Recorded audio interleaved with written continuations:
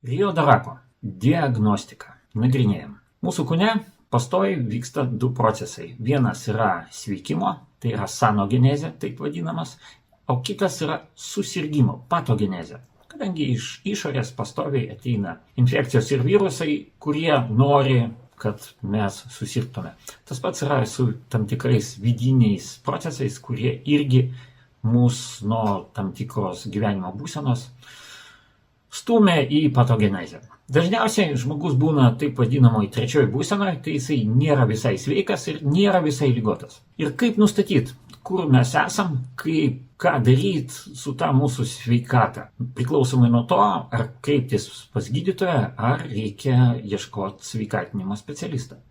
Tai diagnostika ir tokia kaip elektroakupunktūrinė ir šitas metodas leidžia mums pakankamai greitai nustatyti savo situaciją. Ir taip truputėlį istorijos. Hipotezė apie tai, kad mūsų kūne yra elektra, atsirado labai senai ir jos realizacija jau praktiškai įvyko praeito šimtmečio pradžioje. Mokslininkas Einthovenas nustatė, kad elektros impulsai valdo mūsų širdį ir atsiranda dėl to virpesiai. Tai ir buvo atradimas, už tai buvo suteikta 24 metais Nobelio premija.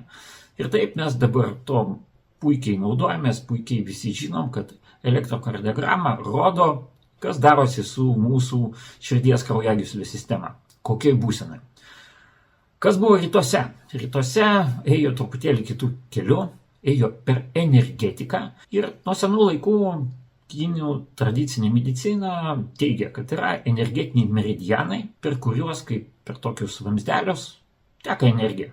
Ir jinai eina per visą kūną. Japonų mokslininkas Nakatani, nagrinėdamas kinų tradicinės medicinos meridianus, darydamas studijavimas užėmė maždaug apie 10 metų, nustatė, kad yra tam tikri taškai ir sutapimai su vakarų atradimu, elektrokardiografija. Tai yra, jeigu mes paimsim tam tikrus prietaisus, tai mes galim tai įvertinti. Bet tam tikrose taškuose, kuriuos jisai pavadino Riodoraku, tai yra geras elektros pralaidumas arba elektros laidumas. Ypatingi taškai. Jų yra 24. Jie yra arba mūsų rankose, arba pėdose. Ir jeigu padaryt skriningą, praeit per visus šitos taškus, pamatyt impulsus, kaip mūsų kūnas atsakinėja į testinį signalą. Ką tai reiškia? Reiškia, į tą tašką siunčiamas tam tikras fiksuotas elektros impulsas. Ir pagal tai, kaip kūnas atsako, mes galim nustatyti, ar šita sistema arba organas kokioj energetiniai situacijoje yra. Ar užtenka energijos, perteklis, ar jinai yra deficite. Ir priklausomai nuo to galima daryti išvadą. Kokia situacija su mūsų sveikata. Pats testas yra labai greitas. Principe, viena 2 minutės. Ir tai yra labai svarbu diagnostikai, kad mes turėtume greitą laiką įvertinimui.